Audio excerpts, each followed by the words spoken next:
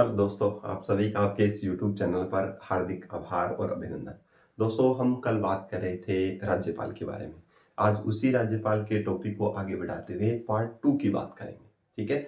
तो उम्मीद करता हूँ कि आपको जो कल वाला जो सेशन था वो अच्छे से समझ में आया होगा और आपने उसको एंजॉय भी किया होगा। ठीक है? और उसी कड़ी को, राज्यपाल की कड़ी को हम आप आगे बढ़ाते हुए आज सेकंड वीडियो की बात करेंगे, जिसके अंदर राज्यपाल की शपथ के बारे में बात करेंगे, उसके क्या क्या कर्तव्य है उनके बारे में डिटेल से बात करेंगे।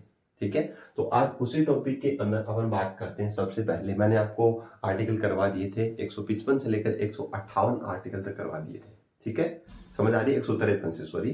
तो उसके बाद में जो एक आर्टिकल और आता है, इसका नाम है आर्टिकल 159, 159। आर्टिकल 159 ये बोलता है कि इसके अंदर ओथ की बात की गई है, शपथ की बात की गई है। ठीक है? शपथ कि शपथ इसको कौन दिलाता है। तो मैंने आपको कल भी बताया था कि इसको शपथ दिलाते हैं हमारे जो हाई कोर्ट के जो चीफ जस्टिस है, वो इनको शपथ दिलाएंगे। अगर चीफ जस्टिस अपने पद पर नहीं है तो कोई भी हाई कोर्ट का जो वरिष्ठ न्यायाधीश होगा, ठीक है, जो एज्ड न्यायाधीश होगा, सबसे बुजुर्ग न्यायाधीश जो होगा, वो इसको शपथ दिलाएगा। तो याद रखेंगे, इनको शपथ दिलाते हैं कौन? हाई कोर्ट के सीजे, चीफ जस्टिस, या फिर वरिष्ठ न्यायाधीश, या फिर कोई क्या दिलाएंगे? वरिष्ठ न्यायाधीश। ये इनको क्या दिलाते हैं? शपथ दिलाते हैं। ठीक है? तो ये चीज थोड़ी सी आप क्या रखेंगे? ध्यान में रखेंगे, क्योंकि अगर हो सकता है कि हाईकोर्ट का जो न्यायाधीश है वो हो ही नहीं पद पर, ठीक है ना, तो वो पद पर नहीं होंगे तो इनको शपथ कौन दिलाएंगे? तो उस कंडीशन में इनको जो उस हाईकोर्ट के जो बाकी जो न्यायाधीश जो है, जस्टिस जो है, वो इनको क्या करवाएंगे? जो वरिष्ठ जो होगा वो इनको शपथ दिलाएगा। ठीक है? तो याद रखेंगे। अब शपथ किस चीज की लेंगे? तो याद रखें, ये शपथ लेंगे संविधान के परिरक्षण की, प्रतिरक्षण की। किसकी शपथ लेंगे? संविधान के परिरक्षण की, इसके प्रतिरक्षण की शपथ लेंगे। तो ध्यान रखेंगे ये चीजें। ठीक है? और संविधान के संरक्षण की शपथ लेंगे। किसकी शपथ लेंगे? संविधान के संरक्षण की।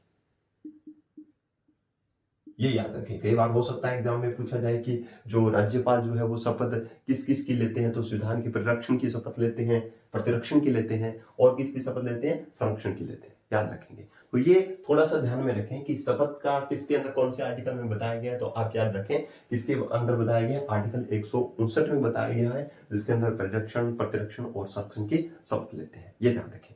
दूसरी बात, अगर अपन बात करें तो इन्हीं के साथ साथ कर्तव्य निर्वहन की, कर्तव्य निर्वहन, कर्तव्य कि राज्यपाल जो है अपने कर्तव्यों का अच्छे तरीके से वहन करेगा, उनका पालन करेगा। ठीक है? उनको अच्छे तरीके से अपने कर्तव्यों का वहन करेगा, तो उसके भी ये शपथ लेते हैं। प्लस में जन कल्याण की शपथ लेते हैं, जनता के कल्याण की भी ये क्या लेंगे? शपथ लेंगे। तो आप याद रखें, इसमें ये कोई भी चीज आ जाए तो ये सारी चीजें क्या हो जाएंगी? सही हो जाएंगी। तो आपको मेनली अगर याद रखना है तो मैं आपको ये प्रेफर करूंगा कि आर्टिकल 159 को याद रखें, जिसमें शपथ के बारे में बताया गया और शपथ कौन दिलाएगा। मेन अगर याद रखना है तो याद रखिए, कौन दिलाएगा इसको? हाईकोर्ट के जो सीजे हैं, यानी कि मुख्य न्यायाधीश, या फिर कोई वरिष्ठ न्यायाधीश जो होगा वो उनको शपथ दिलाएंगे। किसके लेंगे? संविधान के संरक्षण की, प्रतिरक्षण की, और संरक्षण की, प्रतिरक्षण और परिरक्षण, और कर्तव्य निर्वहन और जन कल्याण की क्या लेंगे? शपथ लेंगे। तो ये ध्यान में रखना है। ठीक है? तो आर्टिकल 159 समझ में आ गया। अब थोड़ी सी बात कर लेते हैं हम इसके बारे में, वेतन भत्ते, वेतन और भत्ते। अगर बात करें कि राज्यपाल को जो वेतन भत्ते हैं, क्या राज्यपाल जब अपने पद पर है तो क्या इनके वेतन भत्तों में कटौती की जा सकती है? नहीं। वेतन जो भत्ते जो है उनमें कटौती नहीं की जा सकती है। ये ध्यान में रखें कि जब राज्यपाल जो है अपने पदावधि के दौरान, इसकी पदावधि जो है, या जब ये पद पर है, तो इनकी वेतन भत्तों में कटौती नहीं की जाएगी। जितनी सैलरी इनको मिलेगी उतनी ही सैलरी मिलेगी। ऐसा नहीं है कि आप राज्यपाल ने पद ग्रहण कर लिया और आप बोलोगे कुछ समय, 1 महीने के बाद में बोलोगे राज्यपाल को इतने पैसे मिलने चाहिए थे और आज इनको इतने पैसे दिए जा रहे हैं। ऐसा नहीं होने वाला है। तो याद रखें, इनकी पदावधि में वेतन भत्तों में किसी प्रकार की कटौती नहीं होगी। अगर बात करें वेतन भत्ते किससे दिए जाएंगे, तो राज्य की संचित निधि से दिए जाएंगे। राज्य की संचित निधि से इनको वेतन भत्ते दिए जाएंगे। ये याद रखें।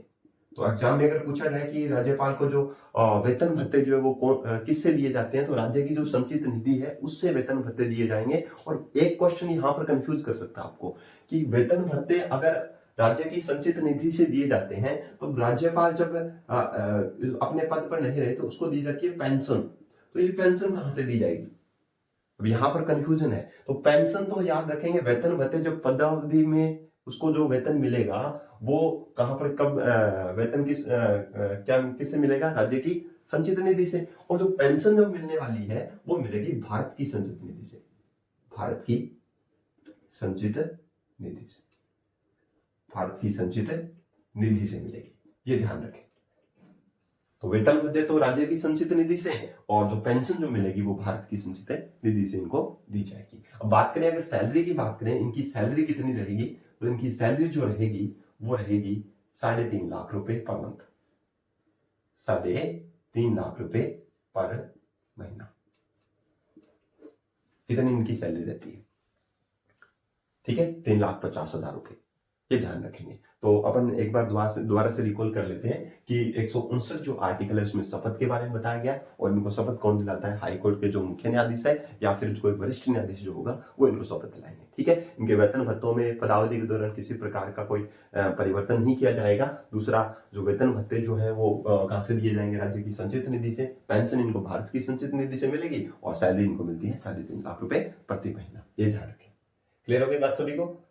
ठीक है, अब अगर बात करें यहां से कि आपने एक चीज मैंने आपको बताई थी, अगर मान लो कोई भी जो व्यक्ति जो है अगर 2 राज्यों का राज्यपाल नियुक्त होता है तो उसको यही सैलरी नहीं मिलेगी कि 2 राज्यों का राज्यपाल हो गया तो 3.5 लाख रुपए मिलेंगे। नहीं, वो जो है जब 2 राज्यों से अधिक, 2 या 2 से अधिक, 2 या 2 से अधिक राज्यों का अगर राज्यपाल होगा, अधिक राज्यों के लिए कोई राज्यपाल एक चुना जाता है, राज्यपाल जो होगा उसका सैलरी जो है वो राज्यों के अनुपात में दी जाएगी। और इसका निर्धारण कौन करेगा? ये हमारे करेंगे प्रेसिडेंट, राष्ट्रपति करेंगे, याद रखें। तो जब 2 से ज्यादा राज्यों का राज्यपाल अगर नियुक्त किया जाता है, उसको अतिरिक्त कार्यभार संभाला जाता है, तो राष्ट्रपति उन राज्यों पे अनुपात के अकॉर्डिंग कि इस राज्य को इतने अनुपात में राज्यपाल को सैलरी देनी पड़ेगी, इस वाले को इतने अनुपात में देनी पड़ेगी, तो उस सैलरी का रेशियो जो है वो राष्ट्रपति निर्धारित करेंगे कि किस राज्य को कितनी सैलरी देनी पड़ेगी। वो डिसाइड कौन करेगा? हमारे राष्ट्रपति महोदय करेंगे, ये ध्यान रखें। ठीक है, तो 2 से ज्यादा राज्यों के अगर कोई भी राज्यपाल नियुक्त किए जाते हैं तो उनको जो सैलरी है उन राज्यों के अनुपात के अकॉर्डिंग दी जाएगी। ये सैलरी डिसाइड कौन करेंगे? राष्ट्रपति महोदय करेंगे। ठीक है, तो ये चीजें मैं मानता हूं कि आपको ये क्लियर हो चुकी होगी। ठीक है, अगर जिसको भी स्क्रीनशॉट लेना हो वो स्क्रीनशॉट भी ले सकता है। ठीक है, चलिए नेक्स्ट बात करते हैं।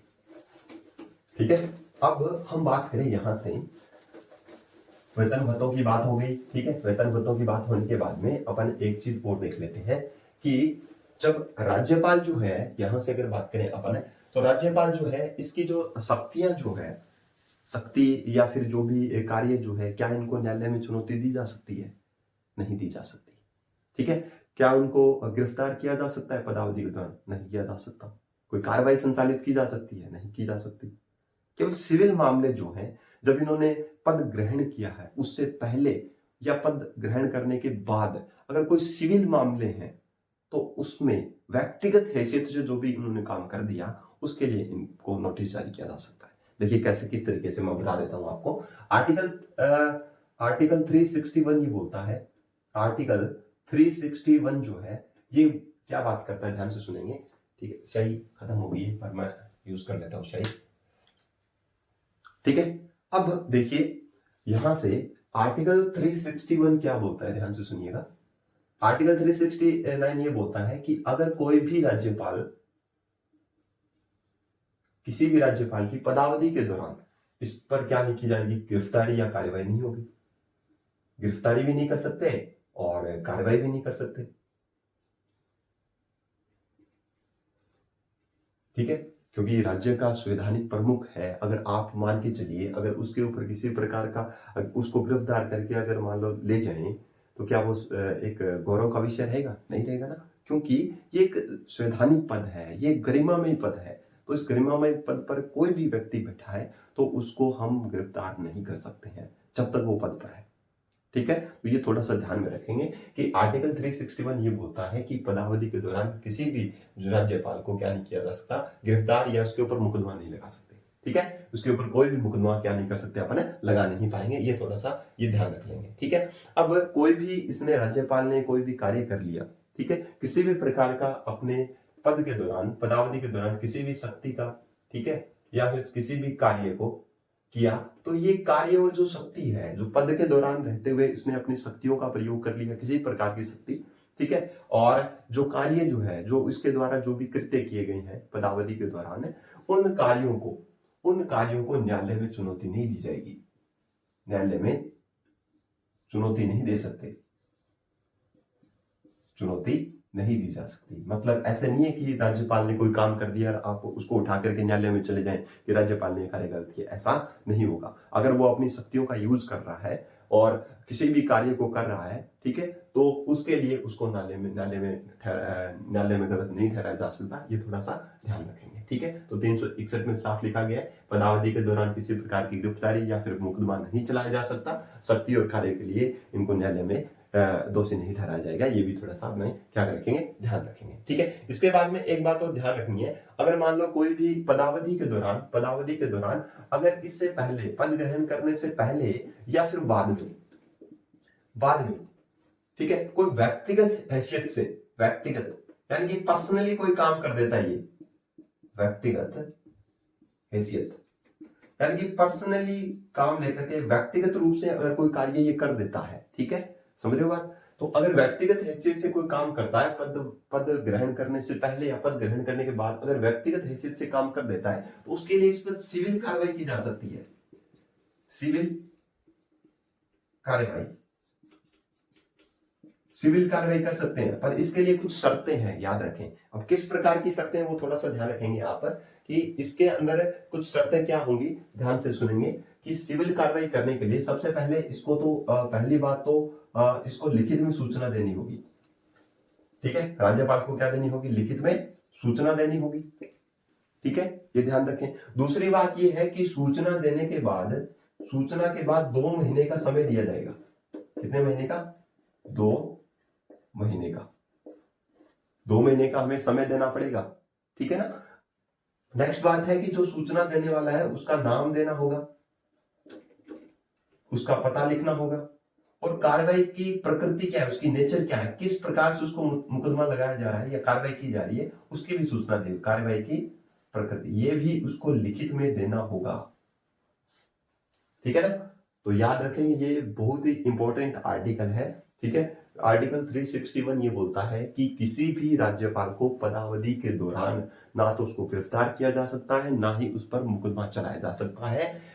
अगर वो किसी भी शक्ति या कार्य का अपना प्रयोग करता है, ठीक है, पदावधि के दौरान किसी भी प्रकार की शक्ति और कार्य का प्रयोग करता है, ठीक है, तो उसको न्यायालय में गलत नहीं ठहराया जा सकता।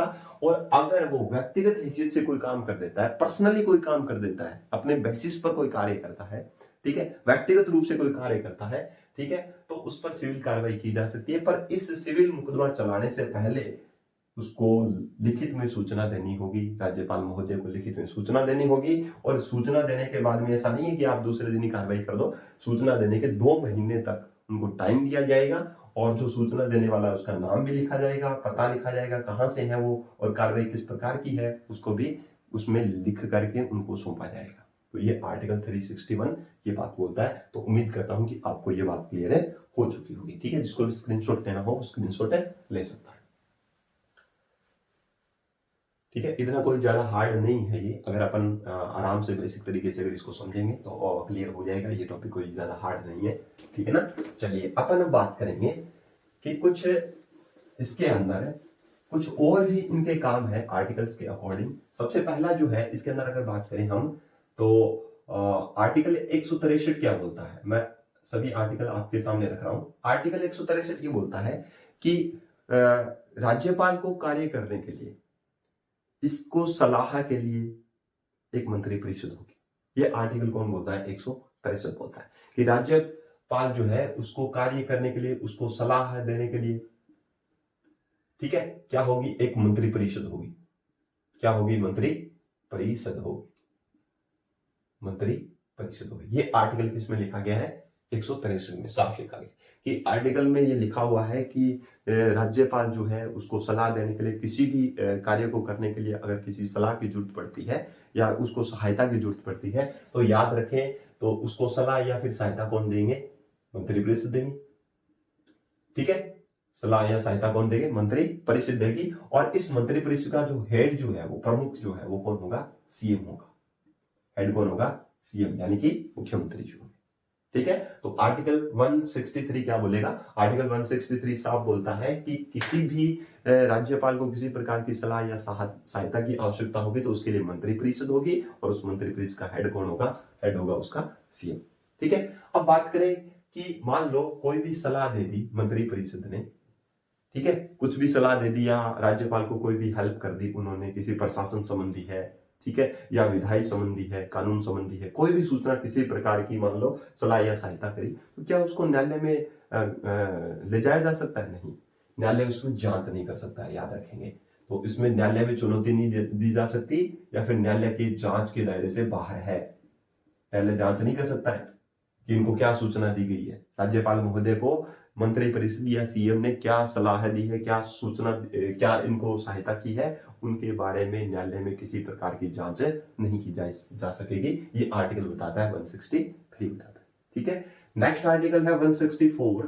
164 में ये बताया गया है कि राज्यपाल जो है वो सीएम की नियुक्ति करेगा, मुख्यमंत्री की क्या करेंगे? नियुक्ति करेंगे। यानी कि विधानसभा के अंदर, विधानमंडल हमने देखा, लेजिस्लेचर, लेजिस्लेशन में अगर किसी में 2 सदन है तो उसमें एक लेजिस्लेटिव असेंबली विधानसभा और विधान परिषद यानी कि लेजिस्लेटिव काउंसिल, ये 2 सदन होते हैं। मैंने बताया था आपको कल। तो अगर राजस्थान की बात करें, राजस्थान के अंदर एक ही सदन है, इसका नाम है लेजिस्लेटिव असेंबली, विधानसभा है। ठीक है, तो विधानसभा का जो बहुमत दल का जो नेता होगा उसी को ही क्या करता है? सीएम नियुक्त करता है। अगर किसी भी पार्टी को विधानसभा में बहुमत ना मिले तो वहां पर राज्यपाल अपने विवेक का उपयोग करके किसी भी व्यक्ति को सीएम के लिए आमंत्रित कर सकता है या फिर नियुक्त कर सकता है, पर शर्त यह है कि उसको विश्वास मत हासिल करना होगा। ये बाद की बातें हैं, ये हम बाद में देखेंगे। आर्टिकल 164 ये बोलता है कि सीएम की नियुक्ति कौन करेंगे? राज्यपाल महोदय करेंगे। ये बात बताई गई किसमें? आर्टिकल 164। ठीक है, 164 में। अब बात ये रह गई कि आर्टिकल 164 में सीएम की नियुक्ति कर दी, मुख्यमंत्री की नियुक्ति कर दी, तो मुख्यमंत्री की मंत्री परिषद का जब निर्माण होगा तो उसमें बहुत सारे मंत्री होंगे, तो उन मंत्रियों की नियुक्ति कौन करता है? उन मंत्रियों की नियुक्ति भी, जो भी मंत्री होंगे मंत्री परिषद के, उनकी नियुक्ति भी कौन करते हैं? राज्यपाल महोदय करते हैं। पर शर्त यह है कि सीएम जो है सीएम के सलाह पर करेंगे, याद रखेंगे। सीएम लिस्ट देंगे, मुख्यमंत्री जो है वो लिस्ट देंगे, उनके नाम नॉमिनेट करेंगे कि ये व्यक्ति जो है इनको मंत्री पद पर नियुक्त करना है, तो उसकी सीएम की यानी मुख्यमंत्री की सलाह पर राज्यपाल जो है वो बाकी मंत्रियों की क्या करेंगे? नियुक्ति करेंगे। ये आर्टिकल 164 साफ बोलता है। ठीक है, तो आर्टिकल 163 के अंदर क्या है कि राज्यपाल की सलाह और सहायता के लिए, उसको सलाह देने के लिए, सहायता देने के लिए एक मंत्री परिषद होगी और जिसका हेड मुख्यमंत्री होंगे। और 164 ये बोलता है कि सीएम की जो नियुक्ति जो है वो कौन करेंगे? याद रखें, राज्यपाल करेंगे। और सीएम की सलाह पर, उनकी परामर्श पर ही राज्यपाल अपने मंत्रियों की क्या करते हैं? नियुक्ति करते हैं। आर्टिकल 164 बोलता है। ठीक है, अब आर्टिकल आता है 165। ये 165 जो है ये बोलता है कि राज्य के अंदर जो महाधिवक्ता है, सर्वोच्च विधि अधिकारी राजस्थान का, ठीक है, तो इसकी नियुक्ति कौन करेगा? इसकी नियुक्ति भी कौन करेंगे? राज्यपाल महोदय करेंगे। ये आर्टिकल ध्यान रखें, ये पूछा गया ये क्वेश्चन, बहुत बार ये क्वेश्चन पूछे गए आर्टिकल से, डायरेक्टली क्वेश्चन उठाए गए फैक्ट, ये पूरे फैक्ट हैं और ये फैक्ट सीधे सीधे उठाई जा रही है कि आर्टिकल 165 या फिर महाधिवक्ता की नियुक्ति कौन से आर्टिकल में की जाती है? 165 में। कौन करता है? तो कौन करते हैं? राज्यपाल महोदय करते हैं, आर्टिकल 165 के अंतर्गत। ठीक है, ध्यान रख लेंगे सभी। ठीक है, अब बात ये रहती है कि यहां पर सीएम की नियुक्ति राज्यपाल करते हैं, मंत्री की नियुक्ति किसकी सलाह पर करते हैं? सीएम की सलाह पर राज्यपाल नियुक्त करते हैं। तो अगर हम बात करें कि छत्तीसगढ़, मध्य प्रदेश या उड़ीसा जो है, ये कुछ स्टेट है, ध्यान रखें, छत्तीसगढ़ में लिख रहा हूं, छत्तीसगढ़, मध्य प्रदेश, एमपी, ठीक है, झारखंड और ओडिशा, ये स्टेट जो है, इन स्टेट में राज्यपाल जो है वो क्या करेगा? एक मंत्री जो है जनजाति कल्याण के लिए, किसके लिए? जनजाति कल्याण के लिए एक मंत्री की नियुक्ति करेगा, नियुक्त करेगा मंत्री परिषद में।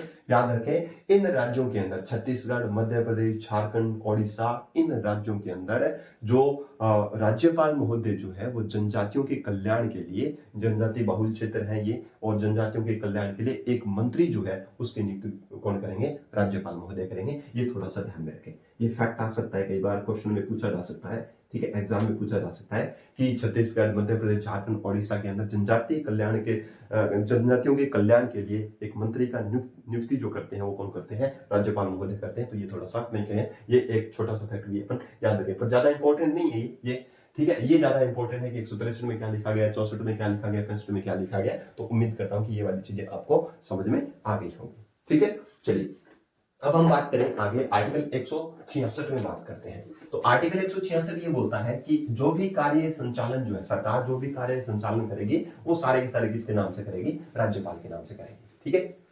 तो याद रखें आर्टिकल 166 क्या बोलता है, ध्यान से सुनेंगे।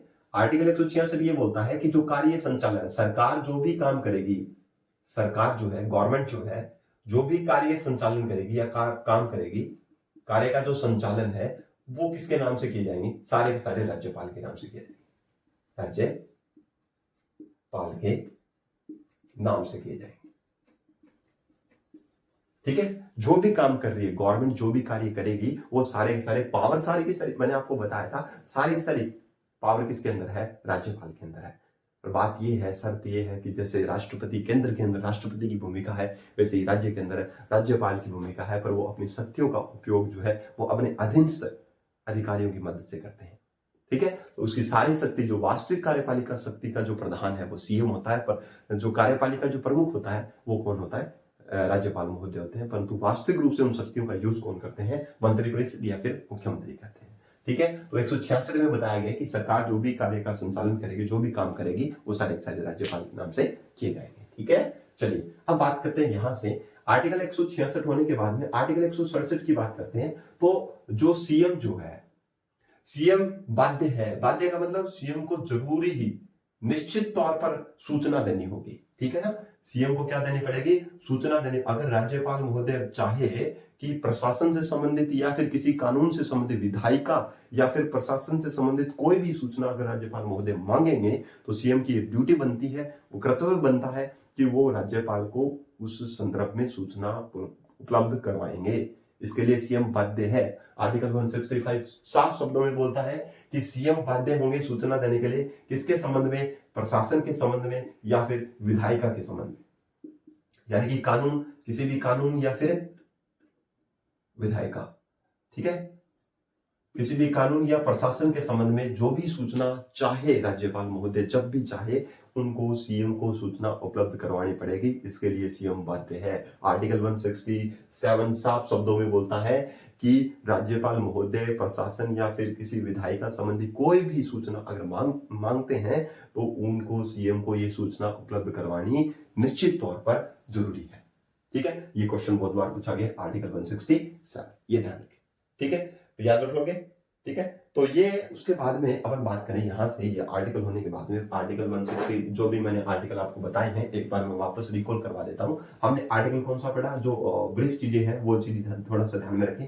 आर्टिकल 169 जो है उसमें हमने देखा कि राज्यपाल की शपथ के बारे में बात किया गया। शपथ दिलाएंगे कौन? हाईकोर्ट जो है, हाईकोर्ट के जो सीजे हैं, हाईकोर्ट के कौन? सीधे या फिर कोई वरिष्ठ न्यायाधीश होंगे, वो इनको शपथ दिलाएंगे, ठीक है। किसकी शपथ लेंगे? संविधान के संरक्षण की, प्रतिरक्षण की, ठीक है, और परिरक्षण की, ठीक है, जन कल्याण की लेंगे, ठीक है, कर्तव्य निर्वहन की लेंगे। इस प्रकार की शपथ कौन लेंगे? राज्यपाल महोदय लेंगे। 160 उसके बाद में हमने क्या देखा था? 100 हमने देखा था 100 कौन से के बारे में देखा था? 165 के बारे में, 63 के बारे में हमने देखा। 63 के बारे में क्या देखा हमने? कि मंत्री परिषद होगी, ठीक है, ठीक है। राज्यपाल की सलाह के लिए क्या होगी? एक है मंत्री परिषद होगी और इसका हेड कौन हो गया? सीएम महोदय होंगे। ये हमने आर्टिकल 163 में देख लिया। 164 में हमने देखा कि सीएम की नियुक्ति करेंगे और सीएम की परामर्श पर क्या करेंगे? अन्य मंत्रियों की नियुक्ति करेंगे। आर्टिकल 165 ये बोलता है कि जो महाधिवक्ता जो है, ठीक है, राज्य का जो कौन है? सर्वोच्च विधि अधिकारी, महाधिवक्ता जिसको बोलते हैं, उसकी नियुक्ति भी कौन करेगा? महाधिवक्ता। उसकी नियुक्ति भी कौन करेंगे? राज्यपाल महोदय करेंगे। नेक्स्ट अगर बात करें आर्टिकल किसके अंदर बात करें, आर्टिकल 166 आपके सामने लिखा है, सरकार जो है वो जितने भी कार्य करेगी वो सारे के सारे राज्यपाल के नाम से किए जाएंगे। और आर्टिकल 167 ये बोलता है, 167 ये बोलता है कि सीएम बाध्य है सूचना देने के लिए प्रशासन या विधायी संबंधी जो भी सूचना राज्यपाल महोदय मांगेंगे वो सारी की सारी सूचना इनको उपलब्ध करवाई जानी होंगी। अगर वेतन भत्तों की बात करें तो पदावधि के दौरान किसी प्रकार की कटौती नहीं की जाएगी और राज्य की संचित निधि से इनको वेतन दिया जाएगा। और अगर पेंशन की बात करें तो वो दी जाएगी भारत की संचित निधि से। और इनको वेतन कितना मिलेगा? वर्तमान में 3.5 लाख रुपए प्रति महीना इनको वेतन दिया जाता है। ठीक है, चलिए अब बात कर लेते हैं आगे नेक्स्ट।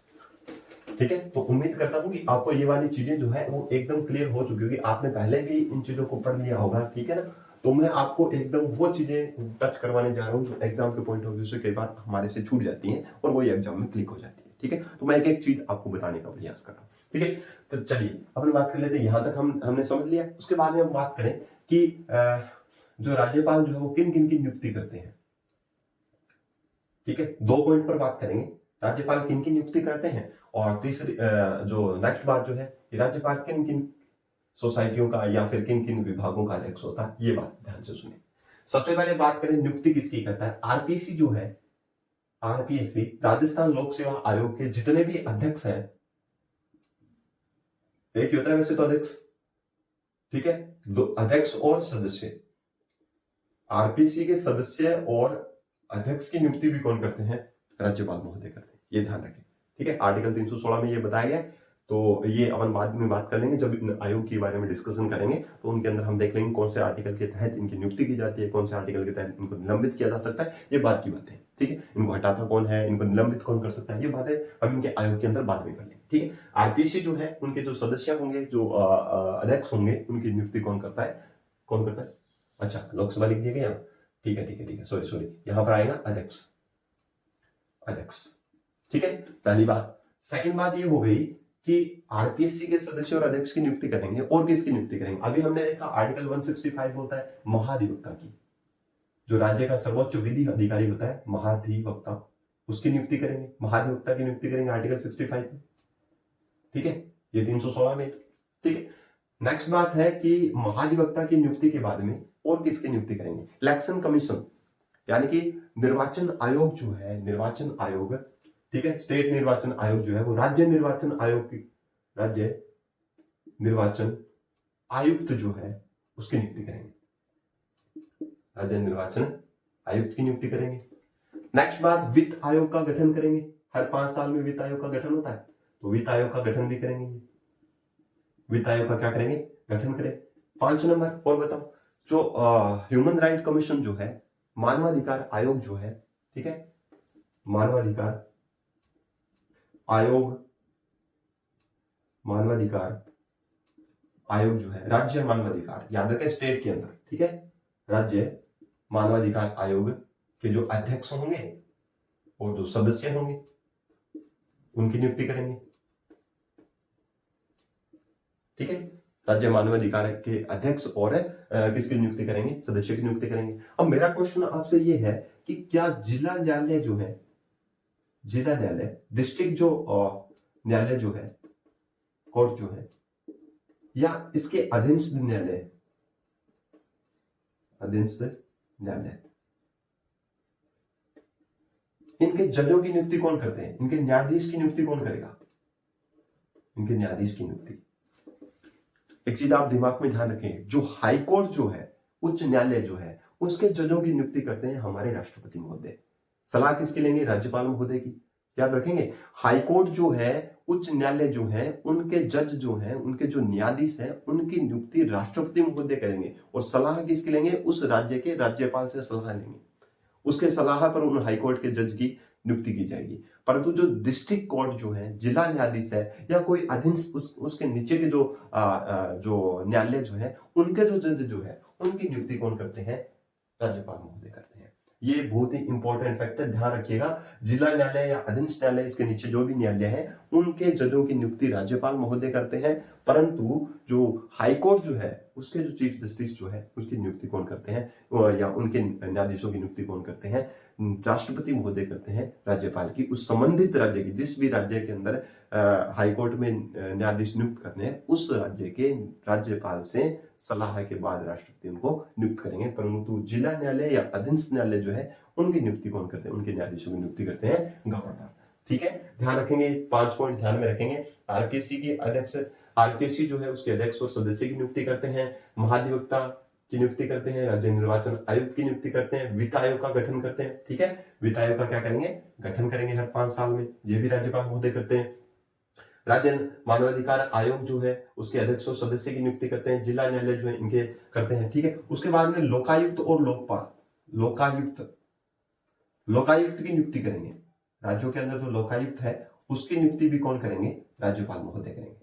ठीक है, ठीक है, समझ में आ गई बात। तो राज्य बाल संरक्षण अधिकार जो है उसके जो अधिकार जो आयोग जो है उसके भी कौन करेंगे नियुक्ति, राज्य बाल अधिकार संरक्षण आयोग जो है उसकी भी नियुक्ति कौन करेंगे, राज्यपाल करेंगे। राज्य बाल अधिकार संरक्षण आयोग, संरक्षण आयोग,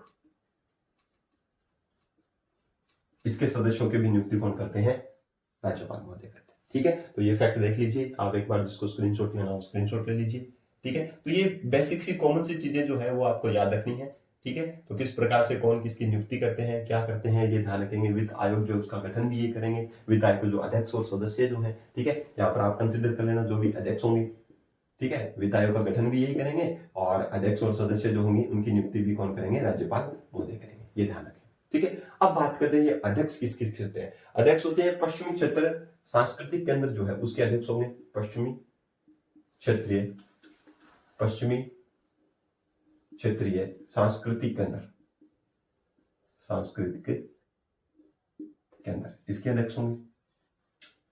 राज्य रेड क्रॉस सोसाइटी के अध्यक्ष होंगे, राज्य रेड क्रॉस सोसाइटी के अध्यक्ष होंगे।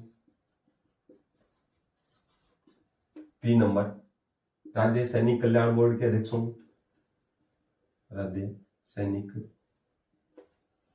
कल्याण बोर्ड के अध्यक्ष होंगे, बोर्ड के क्या होंगे, अध्यक्ष होंगे। ठीक है, नेक्स्ट 4 नंबर और किस किस के अध्यक्ष हो सकते हैं, पश्चिमी क्षेत्रीय सांस्कृतिक केंद्र के, राज्य रेड क्रॉस सोसाइटी के अध्यक्ष होंगे। ठीक है, स्काउट एंड गाइड के अध्यक्ष होंगे। ठीक है, राज्य के स्काउट एंड गाइड के अध्यक्ष होंगे। ठीक है, इसके भी अध्यक्ष होंगे। ठीक है, और किसके अध्यक्ष हो सकते हैं, सैनिक कल्याण के हो गए, स्काउट एंड गाइड के हो गए, राज्य रेड क्रॉस सोसाइटी के हो गए, पश्चिमी क्षेत्रीय सांस्कृतिक केंद्र के हो गए, राज्य सैनिक बोर्ड के भी। ठीक है, राज्य सैनिक बोर्ड के भी अध्यक्ष होंगे, सैनिक बोर्ड के भी क्या होंगे, अध्यक्ष होंगे। तो ये चीजें आपको थोड़ी सी क्या रखनी है, ध्यान में रखनी है। ठीक है, तो क्वेश्चन इनमें से कई बार पूछ लिया जाता है कि राज्य रेड क्रॉस सोसाइटी के अध्यक्ष कौन होते हैं, मुख्यमंत्री होते हैं, विधानसभा अध्यक्ष होते हैं, ठीक है, या फिर विपक्ष का नेता होता है, या फिर किसी भी प्रकार से न्यायाधीश होते हैं, या फिर चीफ जस्टिस मुख्य न्यायाधीश होता है, या फिर राज्यपाल होते हैं। तो इन चीजों को थोड़ा सा ध्यान में रखना है, ये थोड़ी सी फैक्ट की चीजें हैं, इन सभी को ध्यान में रख लेंगे। ये पश्चिम क्षेत्रीय सांस्कृतिक केंद्र जो है उसके अध्यक्ष ये होंगे, राज्य रेड क्रॉस सोसाइटी के अध्यक्ष होंगे, राज्य सैनिक कल्याण बोर्ड के अध्यक्ष होंगे, स्काउट एंड गाइड के जो है वो भी उसके अध्यक्ष होंगे, राज्य सैनिक बोर्ड के भी ये क्या होंगे, अध्यक्ष होंगे। तो ये थोड़ी सी चीजें आपको क्या रखनी है, भूतपूर्व जो सैनिक जो उनके कल्याण के लिए जो भी बोर्ड बनाया जाएगा उसके क्या होंगे, अध्यक्ष होंगे। ठीक है, अब बात करेंगे यहां से जो, चलिए अब आगे बात करते हैं इसके अंदर। ठीक है, एकदम बेसिक चीजें हैं, कोई ज्यादा इसके अंदर हार्ड वाली चीजें नहीं है। ठीक है, नॉर्मल सी चीजें हैं, तो वो चीजें अपने को याद रखनी है। चलिए अब बात करें कि जो राज्यपाल जो है, राज्यपाल ध्यान रखेंगे ये चीज बहुत इंपॉर्टेंट है, ये क्वेश्चन यहाँ से पूछा गया है कि राज्यपाल जो है जितने भी राज्य वित्त पोषित है, जिसमें राज्य सरकार का पैसा लगा है, वो सारी जो यूनिवर्सिटीज हैं, विश्वविद्यालय जो है, उनका एक कुलाधिपति होते हैं। ठीक है, राज्य वित्त पोषित का मतलब जिनमें राज्य सरकार का पैसा लगा हुआ है, वित्त पोषित जो भी यूनिवर्सिटीज है, महाविद्यालय जो है, महाविद्यालय, उनके कुलाधिपति होंगे। क्या होंगे, कुलाधिपति होंगे, याद रखेंगे। जितने भी राज्य के अंदर जितने भी यूनिवर्सिटीज होंगी, महाविद्यालय जो होंगे, जिनमें राज्य द्वारा वित्त पोषित है या फिर जिनमें राज्य सरकार का पैसा लगा हुआ है, उन सभी महाविद्यालयों के कुलाधिपति कौन होंगे? राज्यपाल महोदय होंगे। अब बात यह रह गई, क्या राज्य के अंदर सारे के सारे जो महाविद्यालय उनके अंदर ही होंगे? नहीं। अभी मैंने बताया कि राज्य का जो पैसा लगा है, राज्य वित्त पोषित जो भी महाविद्यालय होंगे उनके होंगे। तो इसके अलावा कौन कौन से रह गए? इसके अलावा रह गए निजी विद्यालय, ठीक है ना। इन महाविद्यालय में से कौन रह गए? निजी, प्राइवेट जो शिक्षण संस्थान है, सॉरी प्राइवेट जो निजी विश्वविद्यालय हो गए, या फिर केंद्रीय विश्वविद्यालय हो गए, केंद्रीय, ठीक है। तो इनके जो है ये कुलाधिपति नहीं होते हैं, ये थोड़ा सा ध्यान रखेंगे। ये क्वेश्चन पूछा गया है, क्या केंद्रीय विश्वविद्यालय जो होते हैं उनके कुलाधिपति राज्यपाल महोदय होते हैं? नहीं, ये ध्यान रखेंगे। ये बहुत बहुत इंपॉर्टेंट टॉपिक है और इसके अंदर से क्वेश्चन पूछा गया है। देख लो किस तरीके से आजकल क्वेश्चनों का जो ट्रेंड जो है वो चलता आ रहा है। ध्यान रखेंगे, राज्यपाल महोदय राज्य से वित्त पोषित जो महाविद्यालय होंगे उन्हीं के कुलाधिपति होंगे। प्राइवेट सेक्टर के जितने भी महाविद्यालय चल रहे हैं जिसके अंदर राज्य का कोई भी पैसा नहीं लग रहा है, उन सभी निजी महाविद्यालयों के ये कुलाधिपति नहीं है। केंद्रीय सेंट्रल जो यूनिवर्सिटीज है, केंद्रीय महाविद्यालय, उनके भी ये कुलाधिपति नहीं है। वेरी वेरी इंपॉर्टेंट क्वेश्चन है, ये क्वेश्चन पूछा गया है, ये क्वेश्चन है पूछा गया, ध्यान से सुनिएगा, ठीक है ना। तो केंद्रीय जो महाविद्यालय है या फिर निजी महाविद्यालय है, उनके राज्यपाल कुलाधिपति नहीं होते हैं। केवल उन्हीं महाविद्यालयों के कुलाधिपति होंगे जो राज्य से वित्त पोषित है या राज्य सरकार का जिनमें पैसा लगा हुआ है। ये ध्यान रखेंगे, ये क्वेश्चन आपको क्लियर करना बेहद जरूरी है क्योंकि एग्जाम में पूछा गया है, ठीक है। नेक्स्ट बात करें, एक आर्टिकल और आता है आर्टिकल 356। इसके अंदर राष्ट्रीय आपातकाल की बात की गई है। राष्ट्रीय आपातकाल यानी कि जब राज्य के अंदर कोई भी कार्य है या फिर राज्य के अंदर जो सरकार जो है वो संविधान के उपबंधों के अकॉर्डिंग या संविधान की उल्लंघन करती है या संविधान के उपबंधों के अकॉर्डिंग अपना कार्य संचालन नहीं करती है, तो जो राज्यपाल जो महोदय है वो क्या कर सकते हैं? राष्ट्रीय आपातकाल की घोषणा कर सकते हैं, ठीक है। राष्ट्रपति से राष्ट्रीय आपातकाल की क्या कर सकते हैं? सिफारिश कर सकते हैं। किससे? राष्ट्रपति महोदय से। तो ये आर्टिकल किसमें लिखा गया है? आर्टिकल 356 में लिखा गया है, जिसके आधार पर राष्ट्रीय आपातकाल के दौरान सारी पावर जो है वो सेंट्रल गवर्नमेंट के पास चली जाती है और राज्यपाल महोदय जो है केंद्र के प्रतिनिधि के तौर पर कार्य करते हैं, एजेंट के रूप में, केंद्र के प्रतिनिधि के रूप में कार्य, ठीक है। तो ये ध्यान रखें। तो जब भी आपातकाल की कंडीशन आती है, राष्ट्रीय आपातकाल लागू होता है, तो राज्यपाल की सिफारिश पर राष्ट्रपति महोदय जो है वो राष्ट्रीय आपातकाल की घोषणा कर देते हैं और राष्ट्रीय आपातकाल के दौरान राज्यपाल की भूमिका सेंटर के अधीन चली जाती है या सेंटर के एक एजेंट या प्रतिनिधि के रूप में क्या करते हैं? ये कार्य करते हैं। ये बताया गया आर्टिकल 356 के अंदर। तो याद रखेंगे, ये वाली चीजें आपको क्लियर हो चुकी होगी, मैं ऐसी उम्मीद करता हूँ, ठीक है। अब बात करें हम यहाँ से, तो आपको मैंने एक आर्टिकल बताया था, पहले भी बताया था, आर्टिकल 168 के अंदर कि ये विधान मंडल का अंग है। विधान मंडल का क्या है? अंग है।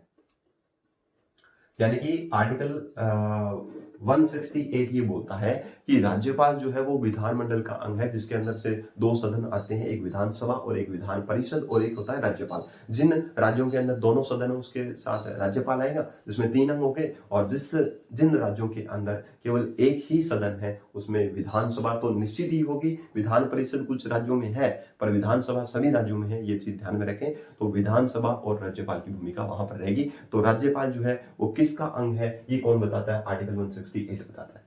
आर्टिकल 168 बताता है, ये थोड़ा सा ध्यान में रखेंगे। आर्टिकल एक और आता है, आर्टिकल 171 आर्टिकल ये बोलता है कि जो विधान परिषद जो है, विधान परिषद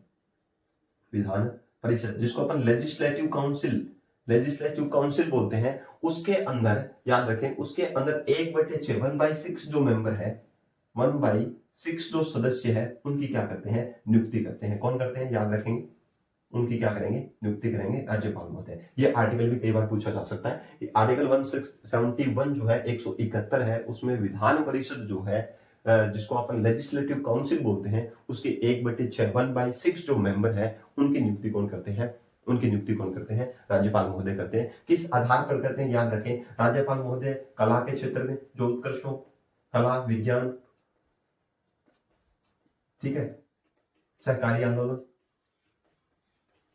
आंदोलन, समाज सेवा, ठीक है, इनके जो विषय विशेषज्ञ जो है उनकी नियुक्ति क्या करेंगे? 1/6 सदस्य जो है उनकी नियुक्ति कौन करेंगे? राज्यपाल महोदय करेंगे। ये थोड़ा सा ध्यान रखें, ठीक है। समझ में आ गई बात है? 1/6 में, अच्छा एक रह गया क्या? ठीक है, कला, एक होता है साहित्य। ये 5 चीजें ध्यान में रखनी है कि 171 आर्टिकल ये बोलता है कि विधान परिषद के अंदर 1/6 सदस्यों की नियुक्ति राज्यपाल महोदय के द्वारा की जाएगी, जो साहित्य, कला, विज्ञान, सहकारी आंदोलन, समाज सेवा के अंदर क्या होंगे? उत्कृष्ट होंगे, ठीक है, जो भागीदार होंगे, ठीक है, उन सदस्यों की नियुक्ति कौन करते हैं? विधान परिषद में कौन करते हैं? राज्यपाल महोदय करते हैं, ठीक है। तो ये चीजें आपको आर्टिकल के बतौर आपको ये चीजें याद रखनी है, बहुत ज्यादा इंपॉर्टेंट फैक्ट है, ठीक है। और ये क्वेश्चन एग्जाम में बहुत बार पूछे भी जाते हैं कि किस प्रकार से कौन से आर्टिकल में क्या क्या लिखा गया है, तो ये थोड़ा सा ध्यान में रखें। अब आपसे ये पूछा जा सकता है कि 165, एक चीज मैं आपको बता देता हूँ, लेजिस्लेटिव काउंसिल जो है, लेजिस्लेटिव काउंसिल के अंदर क्या है? विधान परिषद जिसको अपन बोलते हैं। तो अशोक गहलोत, हमारे जो राजस्थान के जो सीएम बने थे, पूर्व सीएम, ठीक है, अशोक गहलोत जी ने, उन्होंने विधान परिषद जो है उसकी वो विधानसभा के अंदर एक जो विधेयक जो है वो पास करके संसद के पास भेजा था, पर संसद उसके संबंध में कानून नहीं बनाया अभी तक, इसलिए हमारे राजस्थान के अंदर लेजिस्लेटिव काउंसिल नहीं है। पर जिन राज्यों के अंदर लेजिस्लेटिव काउंसिल है, विधान परिषद है, आर्टिकल 171 ये बोलता है कि उसके अंदर टोटल जो सदस्य होंगे,